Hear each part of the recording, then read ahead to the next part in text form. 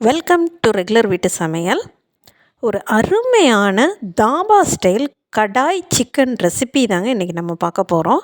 இது செய்கிறதுக்கு நம்மக்கிட்ட இருக்கிற நார்மலான இன்க்ரீடியன்ஸே போதுங்க. இது எப்படி செய்கிறதுன்னு பார்க்கலாம்.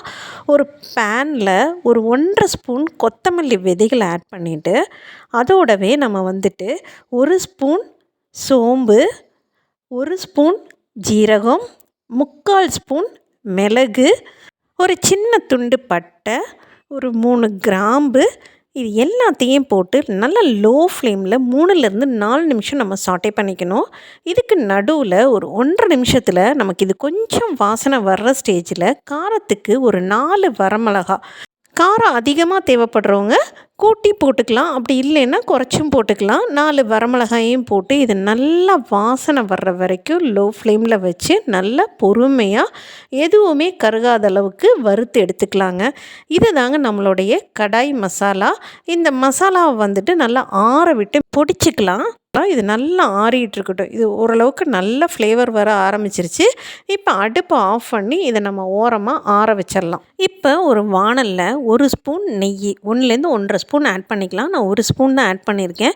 அதோடவே 1 ஸ்பூன் நார்மல் குக்கிங் ஆயிலையும் ஆட் பண்ணி இது நல்லா மெல்ட் ஆகிற வரைக்கும் வெயிட் பண்ணிவிட்டு, தாளிப்புக்கு 1 ஸ்பூன் ஜீரகம், இந்த ஜீரகம் நல்லா பொரிஞ்சதுக்கப்புறம் ஒரு 3 பெரிய வெங்காயம் நல்லா பொடியாக அரிஞ்சதை இதில் ஆட் பண்ணி நல்லா ஒரு மினிமம் 5 மினிட்ஸ் நல்லா செவந்து வர்ற வரைக்கும் நம்ம சாட்டே பண்ணி எடுத்துக்கலாம். இது லோ ஃப்ளேமில் பண்ணால் மட்டும்தான் நமக்கு டேஸ்ட்டு பர்ஃபெக்டாக வரும்.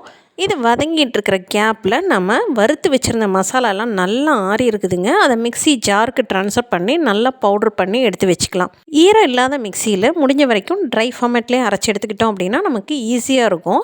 இது இந்த அளவுக்கு நைஸாக நம்ம ஒரு தடவை அரைச்சி எடுத்துட்டாவே போதுமானதாக இருக்கும். பார்த்திங்கன்னாவே தெரியும் உங்களுக்கு மசாலா எல்லாமே நல்லா கிரைண்ட் ஆகி நல்லா ஸ்மூத்தாக வந்திருக்குது. பர்ஃபெக்டான மசாலா ரெடியாக இருக்குது.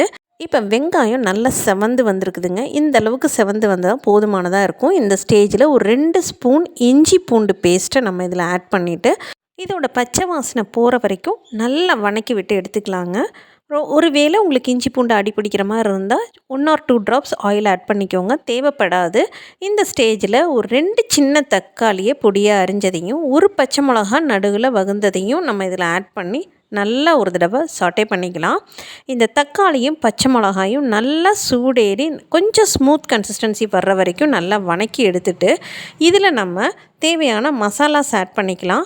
கொஞ்சமாக மஞ்சத்தூள், தேவைக்கேற்ப உப்பு, ஒரு 1/2 ஸ்பூன் இப்போ போட்டுக்கலாம், அப்புறம் பத்தாததுக்கு எக்ஸ்ட்ரா ஆட் பண்ணிக்கலாம்.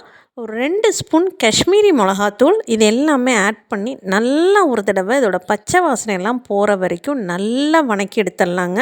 இது வணங்கவே நம்ம போட்டிருக்க தக்காளி எல்லாம் நல்லா ஸ்மூத் அண்ட் ஸ்மாஷியாக வதங்கிடுங்க. இந்த ஸ்டேஜில் ஒரு 3 தக்காளியை நல்லா பியூரியாக அடித்து வச்சுருக்கிறத இதில் ஆட் பண்ணி நல்லா கலந்து விட்டுடலாம். இப்போ இந்த பியூரி இதில் ஆட் பண்ணிவிட்டு இந்த தக்காளி ஃபுல்லாக நமக்கு நல்லா வேகணும். அரைச்சி வச்ச தக்காளி எல்லாம் அதுக்கு ஒரு 5 நிமிஷம் இதை ஓப்பன்லேயே விட்டுடலாம். இது நல்லா வேகட்டும். நடுவில் அப்பப்போ நம்ம இதை கலந்து விட்டுக்கிட்டே 5 நிமிஷம் நல்லா சூடேற விட்டுடலாம். இது இந்த அளவுக்கு நல்லா வணங்கி வந்ததுக்கு அப்புறமா நல்லா கலர்ஃபுல்லாக இருக்கும் பாருங்கள். அந்த எண்ணெயெல்லாம் லைட்டாக பிரிஞ்சு வர ஆரம்பிக்கும். இந்த ஸ்டேஜில் ஃபைனலாக ஒரு தடவை நம்ம நல்லா கலந்து விட்டுட்டு நம்ம வாங்கி கழுவி சுத்தம் பண்ணி எடுத்து வச்சுருக்கிற 1 கிலோ சிக்கன் துண்டுகளை இதில் ஆட் பண்ணிடலாம். முடிஞ்ச வரைக்கும் சிக்கன் துண்டுகளில் ஈரமே இல்லாத அளவுக்கு நல்லா வடிகட்டி நம்ம இதில் ஆட் பண்ணிட்டோம் அப்படின்னா நம்மளோட கிரேவி நல்லாவே வருங்க. இந்த அளவுக்கு எல்லா சிக்கன் துண்டுகளையும் இதில் ஆட் பண்ணிவிட்டு இதை எல்லா மசாலாஸும், அந்த தக்காளி, நம்ம ஃபஸ்ட்டில் போட்ட வெங்காயம், அந்த மிளகாத்தூள், அந்த எல்லாமே நம்ம அந்த சிக்கனோட நல்லா பெரண்டு ஒன்று சேர்ந்து வரணுங்க. அதுக்கு முடிஞ்ச வரைக்கும் நல்லா ஒரு 2லேருந்து 3 நிமிஷம் நம்ம நல்லா லோ ஃப்ளேமில் வச்சு இதை ஃபுல்லாக சூடேறி நம்ம நல்லா பெரட்டி விட்டுட்டோம் அப்படின்னா பர்ஃபெக்டாக இருக்கும். இந்த அளவுக்கு நம்ம நல்லா ஒரு தடவை கலந்து விட்டுடலாம். பார்க்கும்போது சிக்கனே நல்லா கலர்ஃபுல்லாக ஆகிற வரைக்கும் நம்ம இது எல்லாத்தையும் ஒன்று சேர பெரட்டி விட்டுடலாங்க. இந்த ஸ்டேஜில் நம்ம அரைச்சி வச்சுருந்த கடாய் மசாலாவில் ஒரு 70% மசாலாவை நம்ம இதில் சேர்த்து பேலன்ஸை நம்ம அப்புறமா போட்டுக்கலாம். 70% மட்டும் இதில் ஆட் பண்ணிவிட்டு நல்லா ட்ரையாக ஒரு தடவை சாட்டே பண்ணிக்கலாம். இது எந்த அளவுக்கு நல்லா நம்ம பிரட்டி விடுறோமோ அந்த அளவுக்கு நமக்கு டேஸ்ட் அபாரமாக இருக்குங்க. இந்த அளவுக்கு நல்லா கலந்து விட்டதுக்கு அப்புறமா இதில் தாராளமாக 1 கப்புக்கு மேலே தண்ணி ஆட் பண்ணி சிக்கனை நல்லா வேக வச்சு எடுத்துடலாம். பீசஸ் கொஞ்சம் பெருசு அப்படிங்கிறதுனால மினிமம் 15 மினிட்ஸ் ஆகுங்க இந்த சிக்கன் வெந்து வர்றதுக்கு. இப்போ நம்ம தண்ணி ஆட் பண்ணிவிட்டு இதை நல்லா ஒரு தடவை கலந்து விட்டுட்டு இதில் உப்பெல்லாம் பர்ஃபெக்டாக இருக்கான்னு ஒரு தடவை செக் பண்ணிக்கலாம். நம்ம ஆல்ரெடி கம்மியாக தான் உப்பு போட்டிருக்கிறோம். தேவைப்பட்டால் கொஞ்சமாக உப்பு ஆட் பண்ணிக்கலாம். தேவையில்லை பர்ஃபெக்டாக ஆல்ரெடி போட்டுட்டோம் அப்படிங்கிறவங்க அப்படியே விட்டுறலாம். இப்போ நம்ம குழம்பு நல்லா கொதி வர்ற வரைக்கும் நல்லா வெயிட் பண்ணிவிட்டு கொதி வந்ததுக்கப்புறம் மூடி போட்டு ஒரு 15 மினிட்ஸ் வேக வச்சா சிக்கன் நல்லா சூப்பராக வெந்துருங்க. ஆனால் அதுக்கு நடுவில் ஒரு 5 மினிட்ஸ்க்கு அப்புறம் இதை ஓப்பன் பண்ணி இது கடாய் சிக்கன் அப்படிங்கிறதுனால இதில் கண்டிப்பாக ஒரு கேப்சிகம் ஒரு பெரிய வெங்காயத்தையும் இந்த மாதிரி கட் பண்ணி ஆட் பண்ணுங்க. கட் பண்ணி போடுற வீடியோ ஸ்கிப் ஆகிடுச்சு. ஆனால் நான் பாருங்கள் கேப்சிகமும் வெங்காயமும் போட்டிருக்கிறேன். இதை நல்லா ஒரு தடவை நல்லா குழம்போடு சேர்த்து கலந்து விட்டுட்டு எகெயின் மூடி போட்டு எகெயின் 10 மினிட்ஸ் ஆல்ரெடி 5 மினிட்ஸ் விட்டு தான் நம்ம கேப்சிகம் ஆட் பண்ணியிருக்கோம்.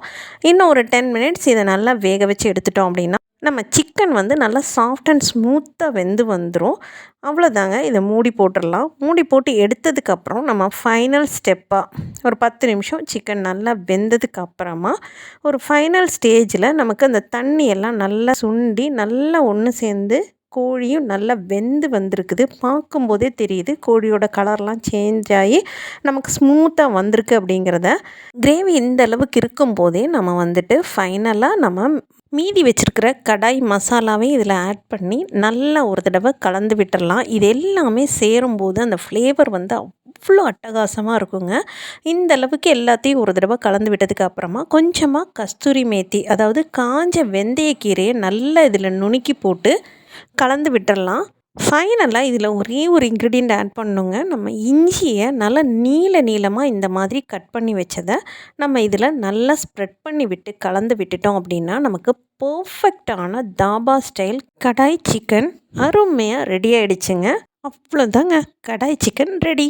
சவுத் இண்டியன் டச் அதில் கொடுக்கணும் அப்படிங்கிறதுக்காக கொஞ்சமாக கொத்தமல்லி தழையும் அதில் தூவி நம்ம மூடி வச்சிடலாங்க. அப்போ தான் நம்ம சர்வ் பண்ணும்போது அந்த ஃப்ளேவர்ஸ் எல்லாம் நல்லா அப்சார்வ் ஆகி நமக்கு சூப்பராக இருக்குங்க. மோஸ்ட்லி கடாய் சிக்கன் வந்து நானோட தாங்க பர்ஃபெக்ட் காம்போன்னு சொல்லுவாங்க. பட் சப்பாத்தி, இட்லி, தோசை, கீ ரைஸ் இதுக்கெல்லாம் கூட நமக்கு பர்ஃபெக்டாக வருங்க. நீங்களும் இதே மாதிரி செஞ்சு பாருங்கள். வீடியோ பிடிச்சிருந்தா லைக் பண்ணுங்கள். ரொம்ப பிடிச்சிருந்தா ஃப்ரெண்ட்ஸோட ஷேர் பண்ணுங்கள். உங்கள் ஃபீட்பேக்கை கமெண்ட்டாக சொல்ல மறந்துடாதீங்க. தேங்க்ஸ் ஃபார் வாட்சிங்.